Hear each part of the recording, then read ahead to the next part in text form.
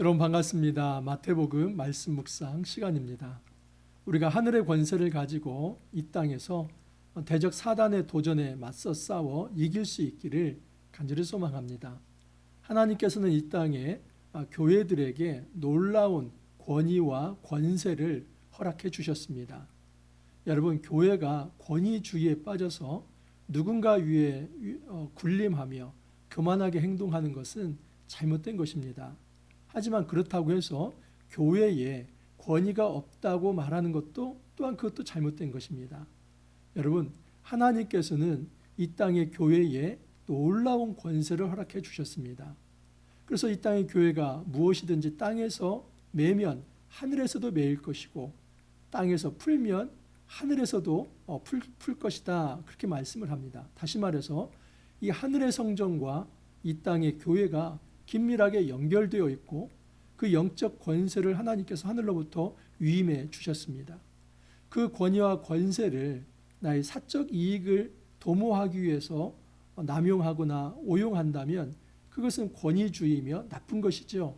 하지만 여러분, 하나님께서 허락하신 이 권세를 가지고 사단과 맞서 싸우며 이 죄와 사망의 권세를 이겨내는 것, 이것은 우리가 꼭 해야 할 영적 전투입니다. 과연 이 교회가 어떤 권세를 가지고 있고 우리가 그 권세를 가지고 어떻게 이 땅에서 승리하며 살아갈 수 있을지 오늘 말씀을 통해서 깊이 살펴보도록 하겠습니다. 오늘 말씀은 마태복음 16장 1절에서 20절 말씀입니다. 자, 1절 말씀을 보면 바리새인과 사두개인들이 와서 예수를 시험하여 하늘로부터 오는 표적 보이기를 청하니, 여러분, 이 하늘로부터 오는 표적, 이것은 마태복음 12장에 이미 등장했던 이 바리새인과 사두개인들의 단골 메뉴입니다. 그냥 예수님만 만나면 네가 메시아라고? 그러면 하늘로부터 오는 표적을 보여달라 하는 것입니다. 아마 이 하늘로부터 오는 표적은 주로 엘리야가 갈멜산에서 받았던 그 불의 표적, 이런 것을 아마 생각했을 것입니다. 그래서 이 땅에 그냥 불을 좀 내리게 해달라, 뭐 이런 것입니다. 눈에 보이게 해달라. 근데 사실 여러분, 예수님께서 이 땅에서 정말 하늘의 표적을 보이지 않았습니까? 너무나 많은 표적을 보였죠. 이미 오병이어의 표적, 그래서 보리떡 5개와 물고기 2마리로 5,000명을 먹이셨습니다. 또한 7병이어의 기적도 있습니다.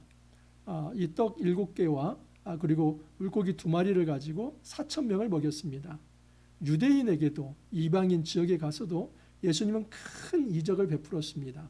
병을 고치고 또 귀신 들린 자를 다 쫓아냈습니다.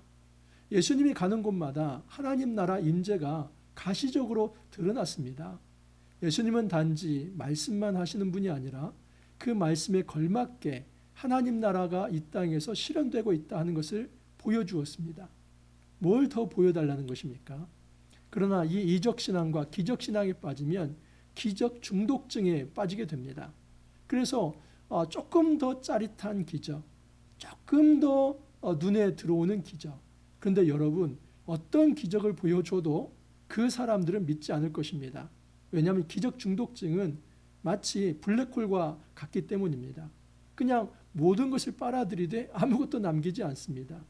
인간의 이 욕심이라고 하는 것이 한도 끝도 없는 것입니다. 예수님께서 실제로 하늘에서 불을 내린다 할지라도 그 다음에 또 그보다도 더 강렬한, 이걸로는 안 된다, 더 강렬한 하늘의 표적을 보여달라고 했을 것입니다. 그래서 예수님께서 12장에 말씀하셨던 건데 한 번 더 말씀을 합니다. 아침에 하늘이 붉고 흐리면 오늘은 날이 굳겠다 하나니 너희가 날씨는 분별할 줄 알면서도 시대의 표적은 분별할 수 없느냐. 악하고 음란한 세대가 표적을 구하나 요나의 표적밖에는 보여줄 표적이 없느니라. 이건 12장 39절에서 이미 하였던 말씀입니다. 저도 이것을 말씀을 드렸었습니다. 예수님께서 말씀하신 요나의 표적, 그것은 물고기 뱃속에서 3일 동안 있는 것이지요. 예수님께서 십자가를 지시고 죽음을 경험하고 사흘 만에 다시 부활하시는 것을 요나의 표적이다 말씀을 한 겁니다. 예수님께서는 표적 중의 표적, 그것은 십자가와 부활의 표적이다 말씀을 하신 것입니다. 왜 이것이 이적입니까? 여러분, 가장 강력한 이적은 죽은 자가 살아나는 것입니다. 그것은 하늘에서 불이 내리는 것, 이것은 비교도 되지 않을 만큼 강력한 기적입니다. 하나님께서 이 땅을 창조하신 것, 이것이 가장 강력한 능력 아닙니까? 그 창조물 중에서도 이 생명, 이것은 하나님의 창조의 완성품입니다. 그런데 이 땅에 인간이 이 하나님의 말씀에 불순종해서 죽음이 찾아온 것이지요. 그 죄에 대한 싹시 사망입니다. 그 사망의 사회에 다시 하나님 나라를 회복시키는 것, 그 생명을 주시는 것, 그것이 바로 기적 중의 기적이죠. 예수님께서 부활의 첫 열매가 되십니다. 그래서 예수님을 믿는 모든 자들이 이제는 부활의 두 번째, 세 번째 열매가 되게 해주겠다. 더 이상의 죽음에 매여 사는 존재가 아니라 이제는 생명 가운데서 하나님의 자녀로 살아갈 수 있게 하겠다. 이것이 기적 중의 기적입니다. 주님은 도대체 못 알아먹는 이 바리새인과 서기관들을 향해서 너희들은 기적 신앙에 빠져서 나를 믿지 않지만 내가 한 가지 남겨둔 이 기적 중의 기적, 그것은 십자가와 부활이 될 것이다. 그 외에 너희들에게 보여줄 것은 없다. 말씀을 하십니다. 이 땅에 기적 신앙을 가진 사람들도 이 말씀을 잘 들여다봐야만 합니다. 우리는 신앙을 내가 가지고 있는 어떤 이성과 그리고 내가 가지고 있는 어떤 욕구, 이것이 만족이 되면 정말 하나님이 살아계시다, 그렇게 생각을 합니다. 이거 기적신앙입니다. 주님께서 우리에게 원하시는 것은 기적신앙이 아닙니다. 그 어떤 형편에 있다 할지라도 예수님을 왕으로 인정하며 주님으로 모시며 주님과 함께 영원히 동행하고자 하는 그것이 바로 신앙입니다.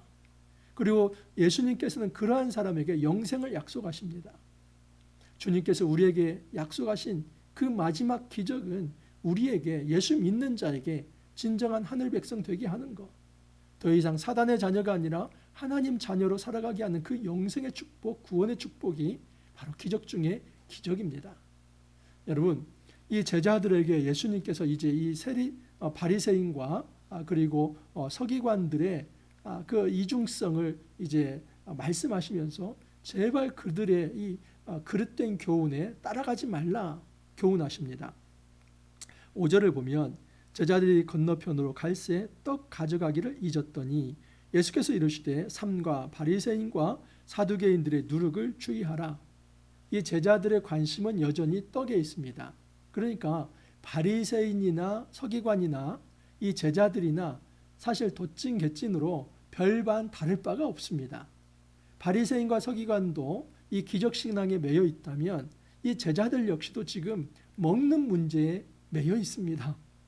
여러분, 이전에 예수님께서 5병이어의 기적, 7병이의 기적, 그러니까 예수님과 함께만 있다면 먹는 것이 그렇게 문제가 되지 않는다. 생계가 그렇게 문제가 되지 않는다. 너희 먹을 것은 예수님께서 챙겨주시겠다.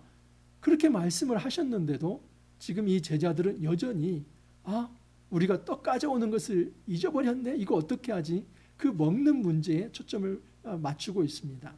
그때 예수님께서 이런 말씀을 하시죠. 제발 바리새인과 서기관의 누룩을 조심하라.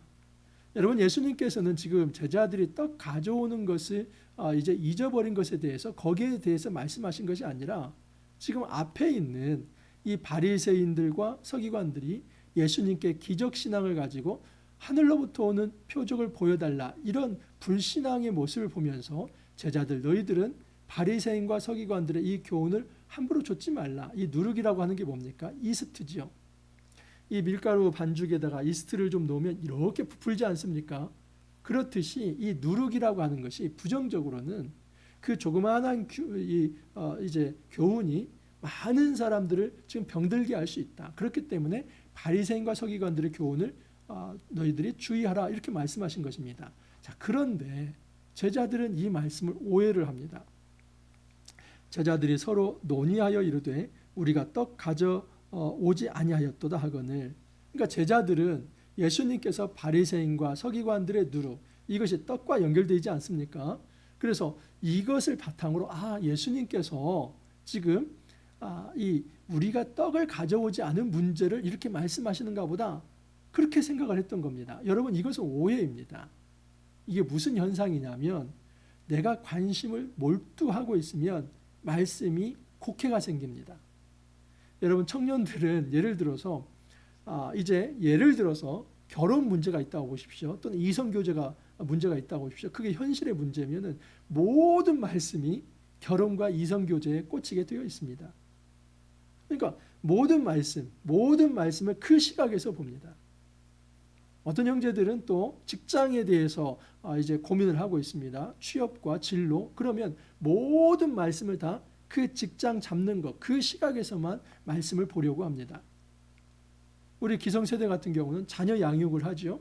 그러면 자녀 양육의 시각에서만 모든 말씀을 보려고 합니다. 또는 나의 건강에 문제가 있으면 그 건강을 회복하는 쪽으로만 이 말씀을 가져다 쓰려고 합니다. 돈이 없으면 그 돈을 버는 데 있어서 이 말씀이 어떻게 작용하는가, 이 축복에만 더 관심이 있는 겁니다. 여러분, 이것이야말로 이 말씀이 먼저가 되어서 그 말씀이 우리를 지배하는 것이 아니라 우리의 환경이 먼저가 되어서 그 환경의 지배 아래에서 이 말씀을 도용해서 쓰는 것입니다. 그냥 아전인수격으로 말씀을 내가 좋은 대로 가져다 쓰는 것입니다. 지금 제자들이 이런 식입니다. 그들의 관심사는 지금 무엇이냐면 먹는 문제였습니다. 그리고 우리가 떡 가져오지 않은 것을 가지고 토의를 하고 있는 중인데 예수님이 갑자기 바리새인과 서기관들의 누룩을 얘기하니까 옳다. 예수님이 지금 우리가 떡 가져오지 않은 것을 지금 말하는 것보다 예수님은 전혀 그런 의도로 말씀하신 게 아닌데 그렇게 지금 오해를 하고 있습니다. 그래서 예수님께서 이렇게 말씀하는 겁니다. 너희가 아직도 깨닫지 못하느냐? 떡 5개로 5,000명을 먹이고 주운 것이 몇 바구니며 떡 7개로 4,000명을 먹이고 주운 것이 몇 광줄이었는지를 기억하지 못하느냐? 어찌 내 말한 것이 떡에 관함이 아닌 줄을 깨닫지 못하느냐? 오직 바리새인과 사기관들의 누룩을 주의하라 하시니 그제서야 제자들이 떡의 누룩이 아니요 바리새인과 사두개인들의 교훈을 상가라고 말씀하신 줄을 깨달으리라.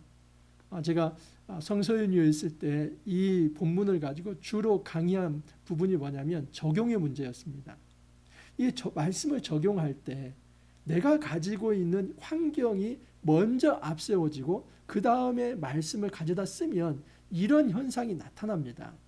여러분, 적용은 말씀이 먼저 있고 그 말씀의 빛 아래에서 나의 환경을 점검해 보는 것이지 나의 욕구와 나의 결핍과 나의 간절함 그것 속에서 말씀을 가져다가 취사선택해서 쓰는 것이 아닙니다. 이 순서가 바르지 않으면 말씀이 먼저가 되어야 하는데 만약에 나의 문제가 먼저가 되면은 이 말씀은 곡해 될 수밖에 없습니다. 그래서 예수님이 바로 잡아주는 것이죠. 내가 말한 것은 지금 떡에 관한 것이 아니라 바리새인의 그릇된 교훈에 관한 것이다. 그것은 아주 잘못된 이 균과 같아서 그것을 방치하면 온 세계를 병들게 만들 것이다. 그러므로 너희들은 이 바리새인과 서기관들의 이 교훈을 직시하면서 그것이 잘못되었다는 걸 알면서 거기에 함부로 함몰되거나 빠져들어서는 안 된다. 그것을 말씀을 합니다. 자, 예수님께서는 이렇게 주의하라고 말씀하시면서 그의 제자들이 예수님에 대해서 어떻게 생각하는지 그걸 물어보십니다. 예수께서 빌립보 가이사랴 지방에 이르러 제자들에게 물어 이르시되 사람들이 인자를 누구라 하느냐 이르되 더러는 세례 요한 더러는 엘리야 어떤 이는 예레미야나 선지자 중에 하나라 하나이다. 이르시되 너희는 나를 누구라 하느냐 시몬 베드로가 대답하여 이르되 주는 그리스도시요 살아계신 하나님의 아들이시니이다. 이 서기관과 바리새인들 이 사람들은 예수님이 누구인지를 모르는 것이죠. 분명한 말씀과 또 이적들을 통해서 하나님의 아들로 이 땅에 오셨고 하나님 나라를 돌이켜야 할 진정한 메시아임을 보여줬지만 그들은 예수님을 마음에 받아들이지 않았기 때문에 믿지 않았습니다. 그래서 예수님은 너희들은 그러면 서기관과 바리새인보다 더 낮게 가지고 있는 믿음이 무엇이냐? 너희들은 나를 누구라고 생각하느냐? 그래서 제자들이 아주 평범한 대답을 합니다. 어떤 사람은 세례 요한, 어떤 사람은 엘리야, 어떤 사람은 예레미야나 선지자 중에 하나라고 그렇게 많은 사람들이 얘기하더이다. 예수님이 다시 물어보시죠. 아니 그거 세상 사람들 이야기고 너희들은 나를 어떻게 생각하느냐? 그때 베드로가 이 공동체를 대표해서 하는 겁니다. 그러니까 이것은 베드로 개인의 고백이 아니라 공동체 전체를 대표해서 주는 그리스도시요 살아계신 하나님의 아들이십니다. 이것이 바로 신앙 고백입니다. 바로 주는 메시아입니다. 그리고 하나님의 아들입니다. 이것이 복음서의 본질이고 핵심입니다. 예수님이 이 땅에 오셨는데 그것은 구약의 많은 백성들이 예언한 그 메시아, 예수님은 하나님의 아들로서 이 땅에 하나님 나라를 도래케 하신 분, 이것이 신앙 고백입니다. 얼마나 멋진 신앙 고백입니까? 이 고백을 받으시고 예수님께서 이렇게 말씀합니다. 예수께서 대답하여 이르시되 바요나 시몬아 내가 복이 있도다. 이를 내게 알게 한 이는 혈육이 아니요 하늘에 계신 내 아버지시니라. 또 내가 내게 이르노니 너는 베드로라. 내가 이 반석 위에 내 교회를 세우리니 음부의 권세가 이기지 못하리라. 이 베드로를 칭찬하시면서 이제 네가 반석 페트라다 라고 얘기하면서 이 반석 위에 교회를 세우겠다라고 얘기를 합니다. 여러분, 카톨릭에서 이 교황제의 기원이 되는 말씀이 여기입니다. 카톨릭에서 이 교황을 뭐라고 합니까? 파파라고 하죠. 파파는 아버지를 뜻합니다. 그러니까 이 교회의 아버지, 교회의 이 근본적 아버지가 바로 이 베드로랍니다. 그래서 베드로가 제1대 교황해서 뭐 지금 아주 몇백 대까지 이렇게 내려오는 거 아닙니까? 여러분, 정말 그렇습니까? 지금 이 베드로가 1대 교황입니까? 그리고 1대 교황이라고 하는 것을 이 말씀에서 이렇게 찾을 수 있습니까? 지금 카톨릭에서 말하는 핵심은 무엇이냐면 예수님께서 베드로라고 하는 그 반석 위에 교회를 세웠기 때문에 베드로는 1대 교황이 맞다. 1대 교회의 아버지다. 이렇게 얘기를 하는 겁니다. 여러분, 예수님께서 베드로라고 하는 그 사람 위에 교회를 세우는 게 아니라 베드로의 신앙 고백 위에 세운 겁니다. 그런데 베드로의 신앙 고백이 아니라 사실은 베드로는 그 12제자 공동체를 대표하기 때문에 그 공동체의 신앙 고백 위에 예수님이 교회를 세우신 겁니다. 12제자가 교회가 되는 것은 맞습니다. 에클레시아, 이 교회가 되는 건 맞는데 그것은 베드로의 한 사람이 아니라 그 12제자들의 신앙 공동체의 신앙 고백, 그걸 받으시고 교회를 세운 겁니다. 목사님, 이게 뭐가 그렇게 차이가 큽니까? 매우 차이가 큽니다. 카톨릭과 개신교를 나눌 만큼의 차이가 큰 것입니다. 베드로라고 하는 한 사람 위에 교회를 세운다고 한다면 우리도 카톨릭처럼 그렇게 베드로를 신성시하며 교황, 이 교회의 아버지로 이렇게 생각해야 합니다. 그런데 베드로는 우리와 똑같은 성장이 같은 이이고 똑같은 부류입니다. 더 나을 것도 없습니다. 그 이유는 뭐냐면 주님은 베드로 한 사람이 아니라 교회 공동체, 이 12제자 공동체 위에 그 신앙 고백 위에 교회를 세웠기 때문입니다. 중요한 것은 신앙 고백입니다. 한 사람이 아니라. 오늘날도 마찬가지입니다. 교회라고 하는 것이 목사 한 사람, 장로 한 사람, 그것에 의해서 교회가 좌지우지 되는 것이 아니라 공동체 전체의 신앙 고백, 그 위에 하나님께서 권세를 주시겠다 말씀을 하는 겁니다. 그 권세는 내가 천국 열쇠를 내게 주리니 내가 땅에서 무엇이든지 매면 하늘에서도 매일 것이요 내가 땅에서 무엇이든지 풀면 하늘에서도 풀리리라 하시고 이에 제자들에게 경고하사 자기가 그리스도인 것을 아무에게도 이르지 말라 하시니라. 교회의 권세가 무엇이든지 땅에서 매면 하늘에서도 매일 것이다. 땅에서 풀면 하늘에서도 풀릴 것이다. 여러분, 어떤 사람에 대한 이 죄에 대해서도 교회가 만약에 여러분 징계를 한다면 그것은 하늘에서도 징계가 되는 것입니다. 우리는 이 땅의 이 어떤 징계에 대해서, 이 교회의 권징에 대해서 너무나 쉽게 생각을 합니다. 하지만 교회에서 수찬 정지를 한다든지 면직을 한다든지 여러분 출교 명령을 내린다든지 이것은 굉장히 큰 징계입니다. 정말 이 사단적 행위를 했을 때 이런 일들이, 이런 징계가 교회 안에 살아 있어야만 합니다. 그런데 그것을 여러분 하나님께서는 교회에서 만약에 그 징계를 하면 하늘에서도 할 것이다. 그리고 교회에서 해벌을 하면 하늘에서도 풀어줄 것이다. 교회가 이처럼 놀라운 권세를 가지고 있습니다. 그러나 그것을 이용해서 만약에 자기의 유익을 위해 그것을 오용한다면 그건 잘못된 권위주의이죠. 주님은 이런 권위주의를 배격하십니다. 하지만 그렇다고 해서 교회가 권세가 없는 것은 아닙니다. 우리 주님께서 이 교회에 이 놀라운 권세를 주셨습니다. 자, 그렇다면 교회가 이처럼 놀라운 권세를 가진 놀라운 이 하나님 나라의 표지인데 어떻게 우리가 그 구성원이 될 수 있을까? 여러분, 믿음입니다. 베드로의 그 믿음을 우리도 가져야만 합니다. 그 신앙 고백이 우리의 신앙 고백이 되어야만 합니다. 주는 그리스도시요 살아계신 하나님의 아들이십니다. 교회는 바로 이 신앙 고백 위에서 참다운 권세가 나타나게 되어 있습니다. 만약에 교회 안에 이 신앙 고백이 사라진다면 그건 교회도 아닙니다. 왜요? 신앙 고백이 없다는 것은 예수가 존재하지 않기 때문에 그것은 교회가 아니라 사교 집단이 되는 것입니다. 주님은 이 신앙 고백 위에 놀라운 권세를 주겠다 말씀을 합니다. 그러므로 우리가 권세에 집중하기보다는 정말 우리가 하나님 앞에서 제대로 된 신앙 고백을 하고 그 신앙 고백에 걸맞는 삶을 살아가고 있는가, 그걸 먼저 살펴봐야만 합니다. 주님은 함부로 기적신앙에 빠져서 뭔가 더 짜릿한 이적을 보여달라 그 말하라고 하지 않습니다. 오히려 제자들을 향해서 너희들은 바리새인들의 그 그릇된 누룩, 그 그릇된 교훈을 주의하면서 오직 너희들은 나에 대한 제대로 된 신앙 고백을 가져라. 그러면 하늘의 권세를 너희에게 주어서 이 천국 열쇠를 너희에게 맡겨줄 것이다. 여러분, 우리가 이 땅을 살아면서 정말 주님 앞에서 제대로 된 신앙 고백하기를 원합니다. 그래서 하늘의 이 천국 열쇠를 이제 유인받아서 참다운 영적 권세를 가지고 이 땅에서 이 하나님 나라 사역을 제대로 감당할 수 있기를 바랍니다.